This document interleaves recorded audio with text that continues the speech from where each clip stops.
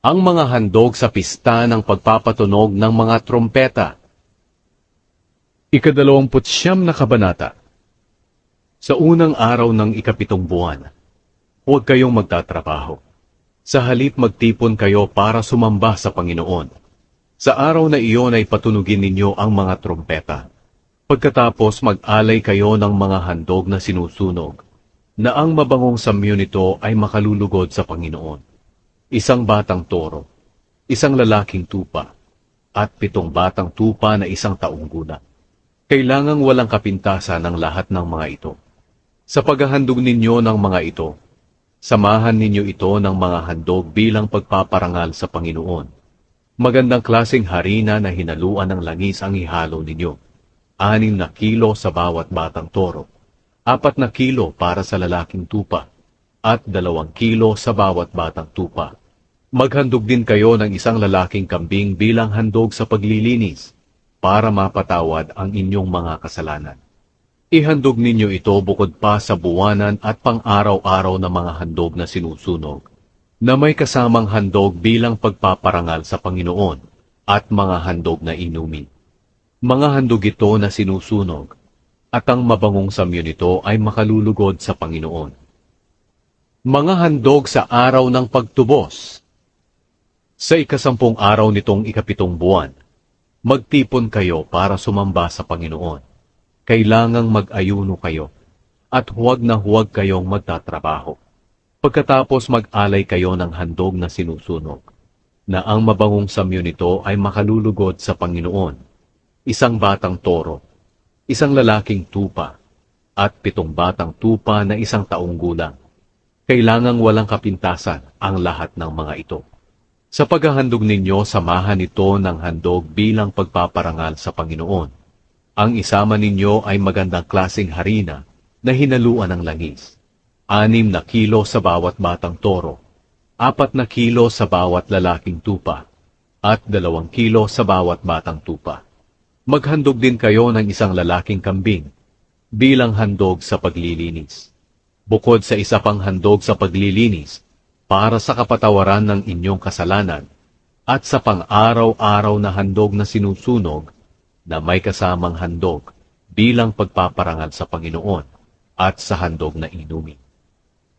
Ang mga handog sa pista ng pagtatayo ng mga kubol.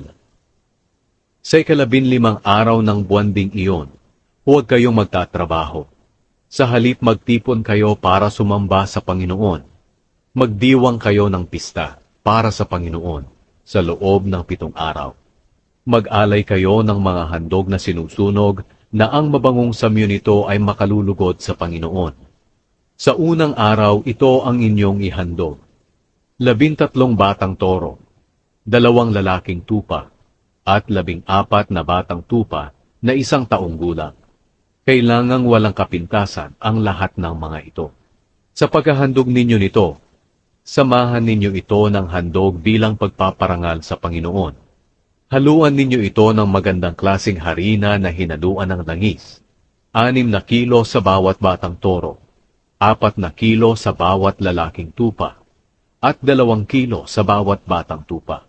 Maghandog din kayo ng isang lalaking kambing bilang handog sa paglilinis, bukod pa sa pang-araw-araw na handog na sinusunog na may kasamang handog bilang pagpaparangal sa Panginoon at handog na inumin. Sa 2 araw, ito ang inyong ihandog. 12 batang toro, 2 lalaking tupa, at 14 na batang tupa na isang taong gulang. Kailangang walang kapintasan ang lahat ng mga ito. Sa paghahandog ninyo nito, samahan ninyo ito ng tamang dami ng handog bilang pagpaparangal sa Panginoon at handog na inumin.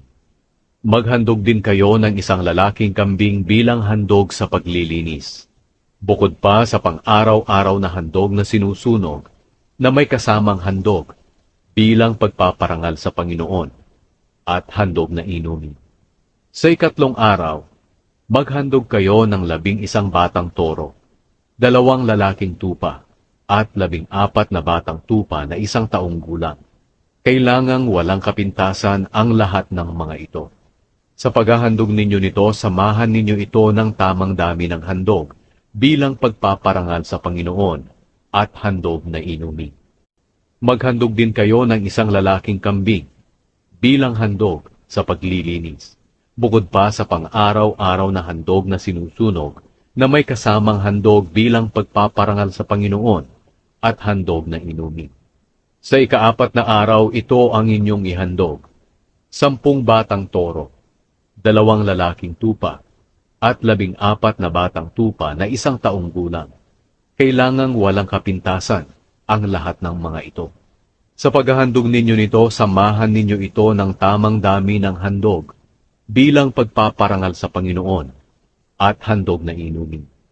Maghandog din kayo ng 1 lalaking kambing bilang handog sa paglilinis, bukod pa sa pang-araw-araw na handog na sinusunog na may kasamang handog bilang pagpaparangal sa Panginoon at handog na inumin. Sa ika-5 araw, ito ang inyong ihandog: 9 na batang toro, 2 lalaking tupa, at 14 na batang tupa na 1 taong gulang. Kailangang walang kapintasan ang lahat ng mga ito. Sa paghahandog ninyo nito, samahan nyo ito ng tamang dami ng handog bilang pagpaparangal sa Panginoon at handog na inumin. Maghandog din kayo ng 1 lalaking kambing bilang handog sa paglilinis, bukod pa sa pang-araw-araw na handog na sinusunog na may kasamang handog bilang pagpaparangal sa Panginoon at handog na inumin. Sa ika-6 na araw, ito ang inyong ihandog: 8 batang toro, 2 lalaking tupa, at 14 na batang tupa na 1 taong gulang. Kailangang walang kapintasan ang lahat ng mga ito. Sa paghahandog ninyo nito, samahan ninyo ito ng tamang dami ng handog bilang pagpaparangal sa Panginoon at handog na inumin. Maghandog din kayo ng 1 lalaking kambing bilang handog sa paglilinis, bukod pa sa pang-araw-araw na handog na sinusunog na may kasamang handog bilang pagpaparangal sa Panginoon at handog na inumin.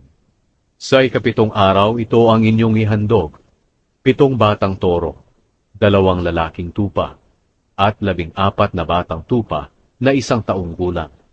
Kailangang walang kapintasan ang lahat ng mga ito.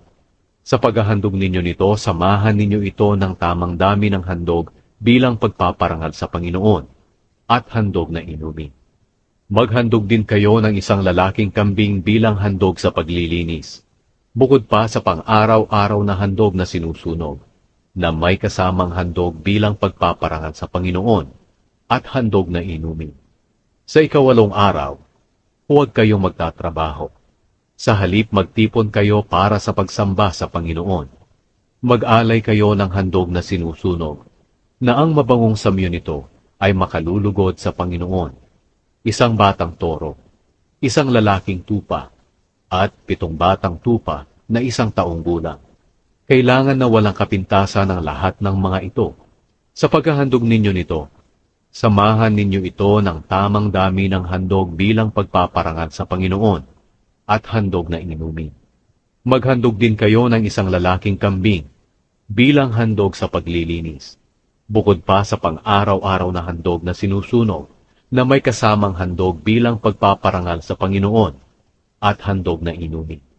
Bukod pa sa mga handog para sa pagtupad ng inyong panata at mga handog na kusang loob, maghandog din kayo sa Panginoon sa nakatakdang mga pista ng mga handog na ito: mga handog na sinusunog, mga handog bilang pagpaparangal sa Panginoon, mga handog na inumin, at mga handog para sa mabuting relasyon.